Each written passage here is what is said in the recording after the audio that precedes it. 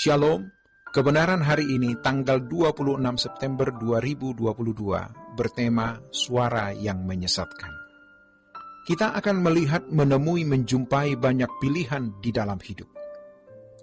Manusia selalu dibawa atau diperhadapkan kepada banyak pilihan.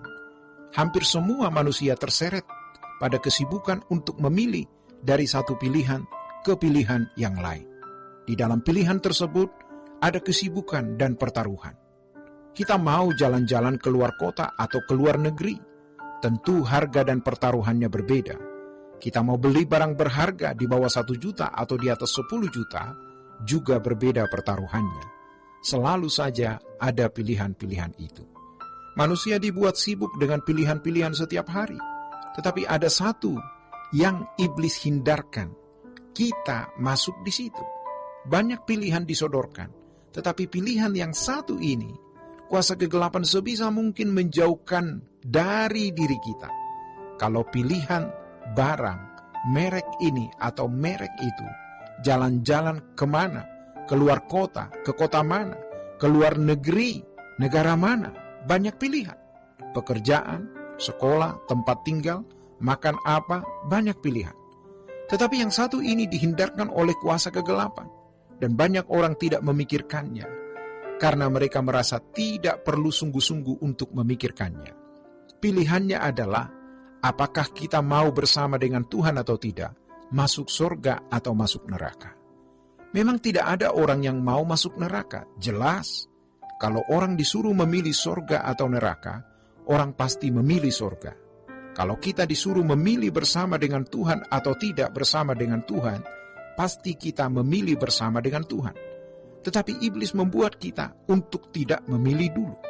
Kita dibuat mengambang, bias, seakan-akan itu bukan pilihan. Karena tidak ada orang yang mau masuk neraka. Tidak ada orang yang mau terpisah dari Allah. Tetapi tidak menjadi pilihan. Bayangkan betapa jahat dan berbahayanya. Sehingga perhatian, fokus, pertaruhan kita tidak ditujukan untuk hal ini. Tetapi ditujukan untuk banyak hal. Berapa banyak dari kita yang sudah membawa diri kepada pilihan ini? Tentu, kalau seseorang sudah mengambil keputusan memilih salah satu, maka ia harus mulai membayar harganya, mulai mempertimbangkan dan menggumuli pertaruhannya. Tetapi kalau seseorang tidak memilih, dia tidak perlu menggumuli. Banyak orang sibuk dengan pilihan-pilihan yang tidak menyangkut kekekalan, sehingga tidak mulai mengarahkan diri kepada Tuhan dan kerajaannya. Coba kita renungkan, hidup kita diseret dalam kesibukan pilihan demi pilihan yang tidak menyangkut kekekalan. Cerdiknya setan bukan hanya menipu jemaat, tetapi juga menipu aktivis gereja, pelayan, bahkan pendeta. Suara yang menyesatkan kita atau banyak orang Kristen adalah suara yang mengatakan bahwa kita sudah memilih. Dalam hal ini, soal kekekalan, kita merasa sudah memilih.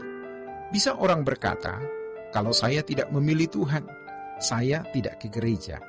Kalau saya tidak memilih Yesus Kristus, saya tidak menjadi orang Kristen. Saya tidak ke gereja, saya tidak aktif dalam pelayanan jemaat. Saya tidak menjadi pendeta kalau saya tidak memilih Tuhan. Masalahnya adalah bagaimana dan apa itu memilih Tuhan.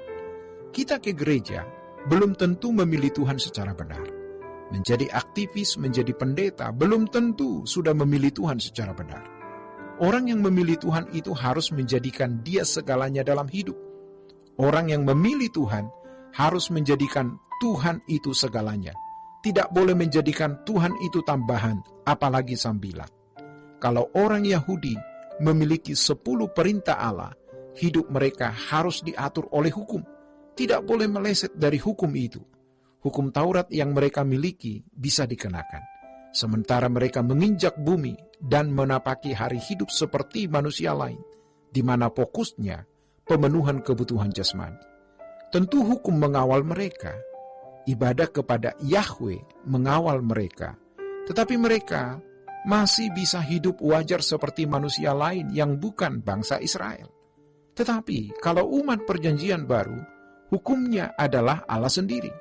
Pikiran, perasaan Tuhan yang menjadi standar hukum, standar kesucian, standar moral, yaitu mengerti apa yang baik, yang berkenan, dan yang sempurna, maka tidak ada bagian untuk dunia.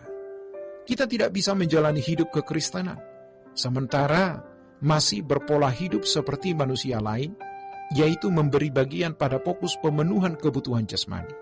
Jadi kita bisa mengerti mengapa Tuhan Yesus mengatakan, serigala mempunyai liang dan burung mempunyai sarang, tetapi anak manusia tidak memiliki tempat untuk meletakkan kepalanya. Lukas pasal 9 ayat 58. Ketika orang berkata atau memberikan pernyataan, aku akan ikut Tuhan kemanapun engkau pergi, Tuhan menjawab, kalau kamu mau ikut kemanapun aku pergi, kamu harus hidup seperti aku hidup. Dunia tidak lagi menjadi tempat kenyamanan, tidak ada tempat istirahat. Kamu hanya kerja, berubah. Di dunia kita hari ini, dunia yang materialistis, egois, cinta uang, mengenakan gaya hidup Yesus itu aneh sekali. Maka hampir tidak ditemukan orang yang memilih demikian. Demikianlah kebenaran hari ini. Tuhan memberkati. Sola Gracia.